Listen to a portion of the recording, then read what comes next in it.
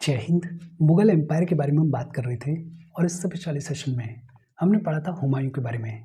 देखा था कि बैटल ऑफ कन्नौज में शेर शाह सूरी हुमायूं को हरा देंगे। हुमायूं को दिल्ली छोड़ के भागना पड़ेगा और इस्टेब्लिशमेंट देखने को मिलेगा सूरी डायनेस्टी का। इस सूरी डायनेस्टी की कहानी क्या रही, या फिर ये कहें कि ये जो अफगान इंटरल्यूड देखने को मिला, इस अफगान इंटरल्यूड के दौरान कहानी किस तरीके से आगे बढ़ी, उस सब के बारे में आज हम पढ़ेंगे, बातचीत करेंगे। प्राइमरीली हम बात करेंगे शेर शाह सूरी के बारे में। देखो, शुरू करते हैं। ये जो शेर शाह सूरी हैं, इनका रूल सिर्फ 5 साल के लिए देखने को मिलता है। लगभग 1540 सी से लेकर 1545 सी के बीच में रूल देखने को मिला शेर शाह सूरी का। ये जो शेर शाह सूरी हैं, इन्होंने फाउंडेशन रखी सूरी डायनेस्टी की। सूरी डायनेस्टी के फाउंडर कौन थे? सूरी डायनेस्टी के फाउंडर थे शेर शाह सूरी।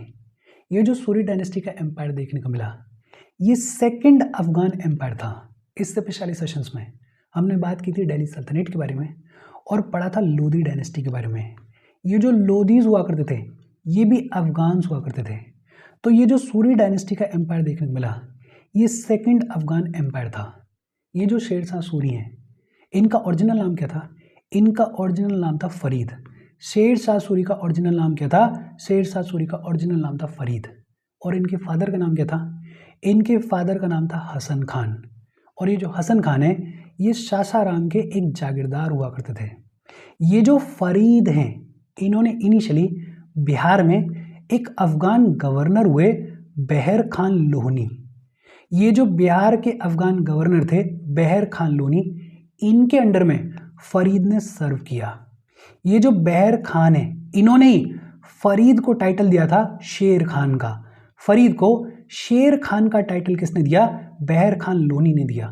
और ये शेर खान का टाइटल क्यों दिया गया था? बिकॉज ये जो फरीद हैं, इन्होंने एक टाइगर को बेयर हैंड से मारा था, इसीलिए इनको शेर खान का टाइटल दिया गया। ये जो शेर खान है, ये धीरे धीरे पावर में राइज करेंगे, ये धीरे धीरे पावर में सिग्निफिकेंटली मजबूत होंगे। ये जो शेर खान है, इन्होंने एक बैटल लड़ी, बैटल ऑफ सूरजगढ़। और ये जो बैटल ऑफ सूरजगढ़ है, इसमें ये जो शेर खान है, ये सुल्तान महमूद शाह ऑफ बंगाल को हरा देंगे। सुल्तान महमूद शाह ऑफ बंगाल को हराने के बाद ये जो शेर खान है, ये ईस्टर्न प्रोविंसेस में सबसे पावरफुल अफगान मिलिट्री कमांडर के तौर पे खुद को स्टैब्लिश करेंगे।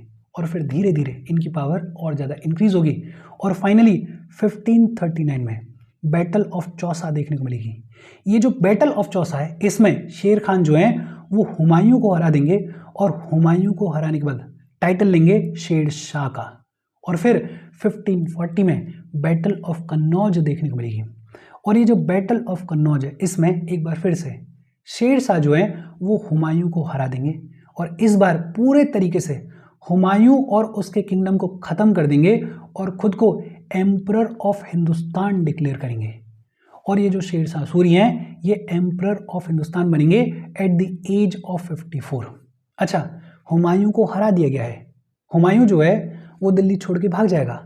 हुमायूं को हराने के बाद ये जो शेर शाह सूरी हैं, ये अपनी पोजीशन को, ये अपनी पावर को कंसोलिडेट करने की शुरुआत करेंगे। लगभग 1542 सी में ये जो शेर शाह सूरी हैं, इन्होंने मालवा को कॉन्कर किया, इन्होंने चंदेरी को कॉन्कर किया। इनफैक्ट इसी फेज के दौरान ये जो शेर शाह सूरी हैं, ये कई सारे कैंपेन्स को लीड करेंगे, जैसे मारवाड़ के अगेंस्ट, रणथंबोर के अगेंस्ट, नागौर के अगेंस्ट, अजमेर के अगेंस्ट, जोधपुर के अगेंस्ट, बीकानेर के अगेंस्ट।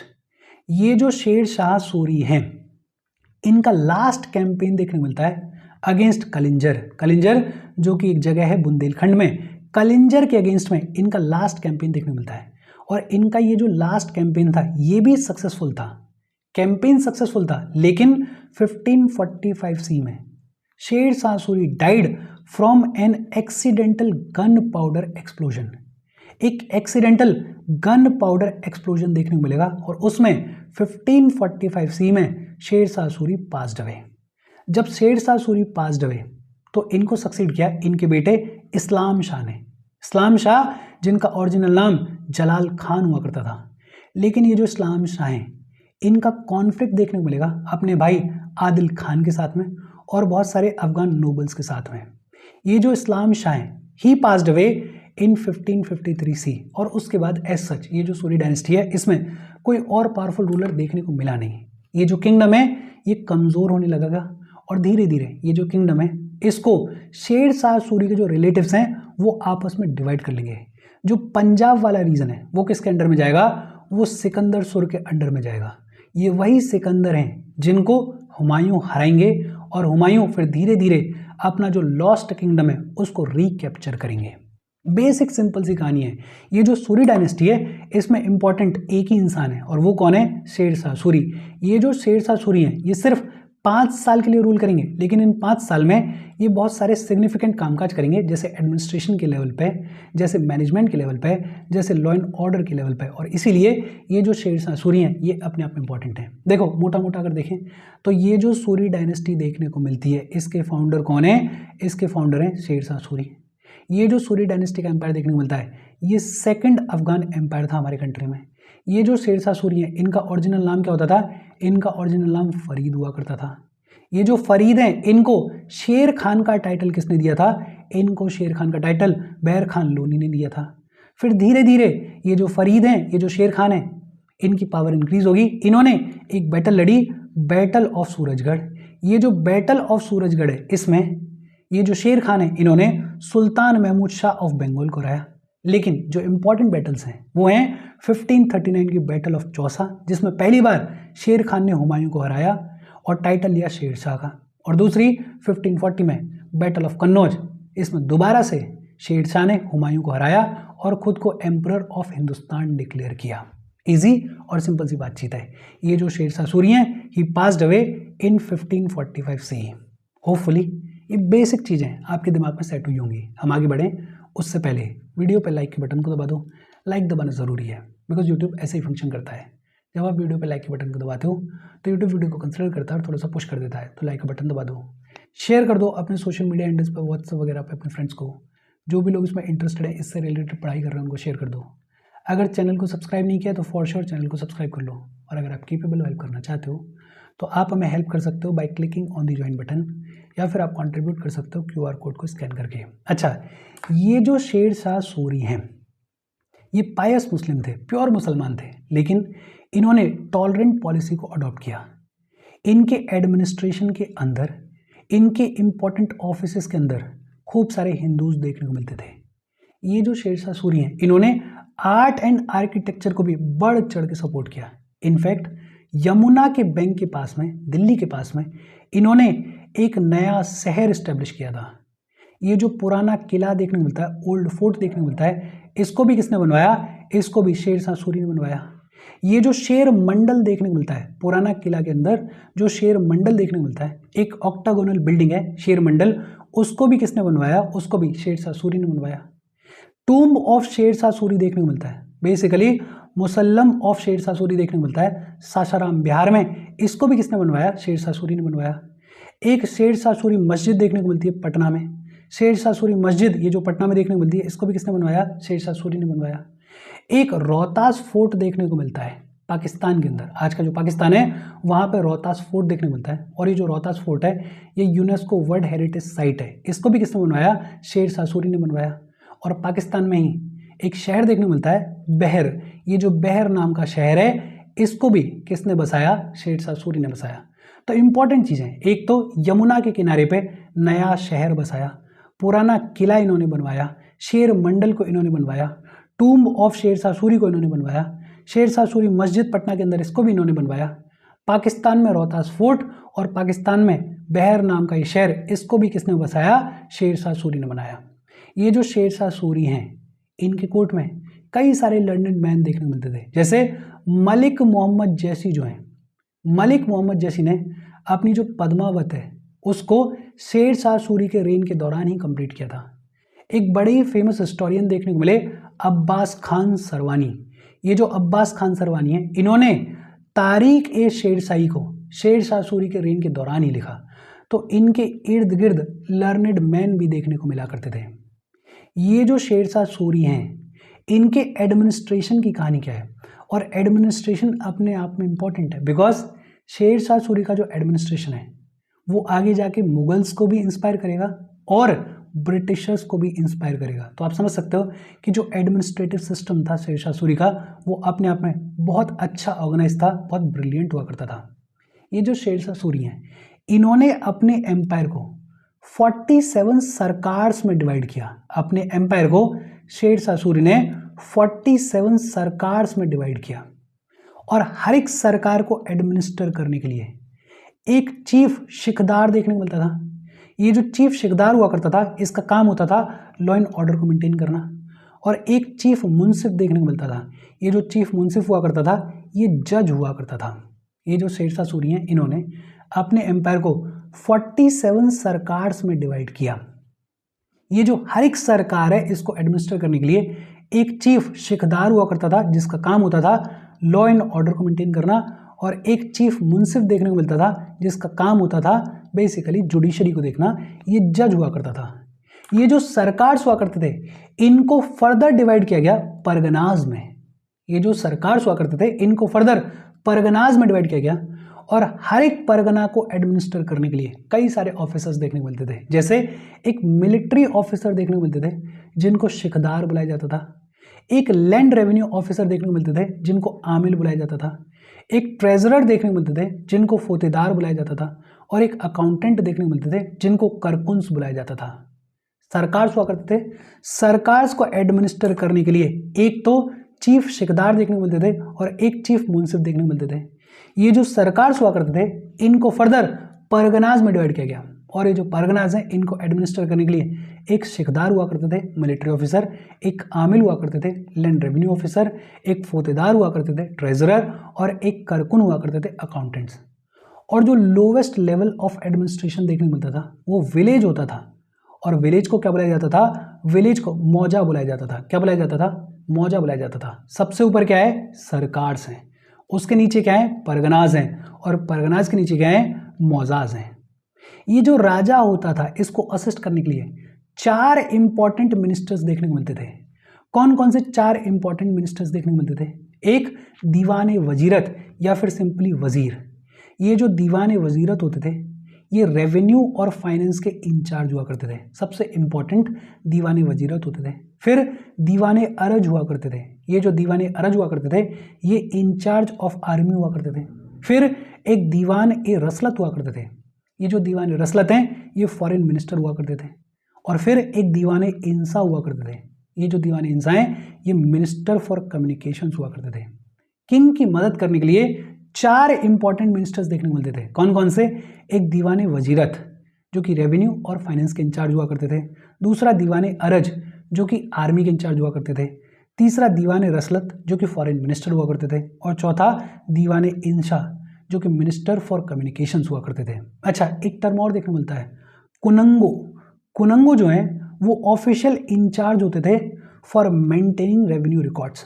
जो रेवेन्यू रिकॉर्ड्स हुआ करते थे, उनको मेंटेन करने के लिए जो ऑफिशियल्स हुआ करते थे, उनको क्या बुलाया जाता था? उनको कुनंगो बुलाया जाता था। क्या बुलाया जाता था? कुनंगो बुलाया जाता था।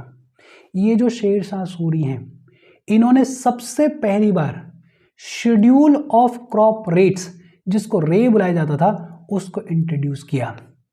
बेसिकली कितना रेवेन्यू कलेक्ट किया जाएगा, उसको कैलकुलेट करने के लिए शेड्यूल ऑफ क्रॉप रेट्स को सबसे पहली बार किसने इंट्रोड्यूस किया? शेरशाह सूरी ने किया। ये जो शेरशाह सूरी हैं, ये लैंड रेवेन्यू सिस्टम को इम्प्रूव करने के लिए भी काम करेंगे। और लैंड रेवेन्यू सिस्टम को इम्प्रूव करने के लिए इन्होंने एक तो जब्तिये हर साल को इंट्रोड्यूस किया। जब्तिये हर साल, basically land assessment every year. हर साल लैंड का असेसमेंट किया जाता था, ताकि ये जो क्रॉप रेट्स हैं, ये जो रेवेन्यू है, इसको एडिक्वेटली कलेक्ट किया जा सके, किसी के ऊपर ज़्यादा बर्डन ना हो, किसी के ऊपर कम बर्डन ना हो। तो लैंड रेवेन्यू सिस्टम को इम्प्रूव करने के लिए एक तो इन्होंने जब्तिये हर साल को इंट्रोड्यूस किया, और दूसरा इन्होंने लैंड्स को 3 कैटेगरीज में क्लासिफाई किया। एक गुड लैंड, जो कि बढ़िया है, एक मिडिल, और एक बैड। तो 3 कैटेगरीज में लैंड्स को क्लासिफाई किया गया। एक लैंड को मेजर करने के लिए सिस्टम यूज किया जाता था, जिसको सिकंदरी गज बुलाया जाता था। सिकंदरी गज was used for land measurement. ये जो शेरशाह सूरी हैं, इन्होंने 2 डॉक्यूमेंट्स भी इंट्रोड्यूस किए, और ये दोनों डॉक्यूमेंट्स इंपॉर्टेंट हैं। एक पट्टा। पट्टा होता था basically amount each peasant had to pay. हर एक पीजेंट को जो अमाउंट पे करना होता था उसको पट्टा बुलाया जाता था। और दूसरा कुबूलियत बेसिकली डीड ऑफ एग्रीमेंट होता था। जो एग्रीमेंट होता था स्टेट और पीजेंट के बीच में उसको क्या बुलाया जाता था, उसको कुबूलियत बुलाया जाता था। देखो, एक तो शेरशाह सूरी ने सबसे पहली बार शेड्यूल ऑफ क्रॉप रेट्स को रे को इंट्रोड्यूस किया। दूसरा, शेरशाह सूरी ने जब्तीय हर साल की शुरुआत करी, लैंड असेसमेंट एवरी ईयर की शुरुआत करी। लैंड को 3 कैटेगरीज में क्लासिफाई किया गया, गुड, मिडिल और बैड। सिकंदरी गज को यूज किया जाता था लैंड मेजरमेंट के लिए। 2 डॉक्यूमेंट्स को इंट्रोड्यूस किया गया, एक पट्टा बेसिकली वो अमाउंट जो कि हर एक पीजेंट को पे करना होता था, और दूसरा कुबूलियत बेसिकली एग्रीमेंट। तो ये 2 डॉक्यूमेंट्स इंट्रोड्यूस किए गए। ये जो शेरशाह सूरी हैं इन्होंने एक नया कॉपर का कॉइन भी इंट्रोड्यूस किया, और ये जो कॉपर का कॉइन है इसको क्या बुलाया जाता था, इसको दाम बुलाया जाता था। और दाम अपने आप में इंपॉर्टेंट है। ये जो दाम है ये सर्कुलेशन में रहेगा टिल 1835 सी। आप सोच सकते हो कितना इंपॉर्टेंट मेजर है कि 1835 सी तक ये जो दाम है, ये जो कॉपर कॉइन है, ये सर्कुलेशन में रहेगा। ये जो शेरशाह सूरी हैं ये पहले ऐसे रूलर थे जिन्होंने सिल्वर रुपया को इंट्रोड्यूस किया। सिल्वर कॉइन्स हालांकि पहले भी देखने को मिलते थे, लेकिन सिल्वर रुपया को सबसे पहली बार किसने इंट्रोड्यूस किया, शेरशाह सूरी ने किया। और 1 रुपया जो है वो 64 दाम्स के बराबर होता था। गोल्ड कॉइन्स को भी इन्होंने इंट्रोड्यूस किया, और जो गोल्ड कॉइन्स हुआ करते थे उनको अशरफी या मोहर बुलाया जाता था। अशरफी या फिर मोहर बुलाया जाता था गोल्ड कॉइन्स को। तो ये जो शेरशाह सूरी हैं इन्होंने सिग्निफिकेंट कामकाज किए। इनफैक्ट इनका जो सबसे सिग्निफिकेंट काम है वो है कनेक्टिविटी को इंश्योर करना, वो है रोड्स को मेंटेन करना। 4 बड़े ही इंपॉर्टेंट हाईवेज जो हैं वो शेरशाह सूरी ने बनवाए। एक तो सोनार गांव से लेकर सिंध तक, बेसिकली जो ओल्ड इंपीरियल रोड हुआ करती थी, जो ग्रांड ट्रंक रोड हुआ करती थी जिसको अशोका ने बनवाया था, उसको इन्होंने रिस्टोर किया था। हमने पढ़ा है बचपन से कि ये जो ग्रांड ट्रंक रोड है इसको किसने बनवाया, शेरशाह सूरी ने बनवाया। बेसिकली इन्होंने रिस्टोर करवाया था। आगरा से लेके बुरहमपुर तक ये भी हाईवे किसने बनवाया, शेरशाह सूरी ने बनवाया।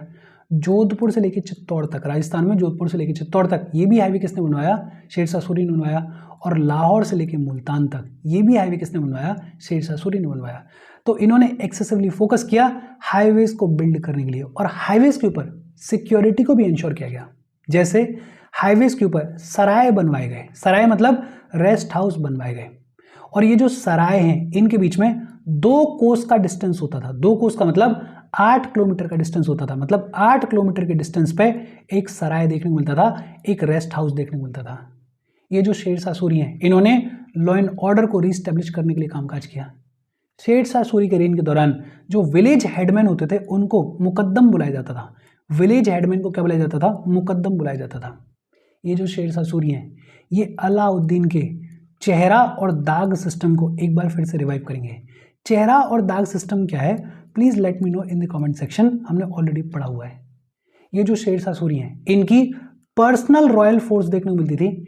ये जो पर्सनल रॉयल फोर्स है इसको खासा केल बुलाया जाता था। क्या बुलाया जाता था, खासा केल या फिर खास केल बुलाया जाता था इस personal royal force of Shershah Suri को। ये जो शेरशाह सूरी हैं इन्होंने एडमिनिस्ट्रेशन ऑफ जस्टिस के ऊपर भी फोकस किया, और जस्टिस के मामले में बड़े ही इम्पार्शियल हुआ करते थे शेरशाह सूरी।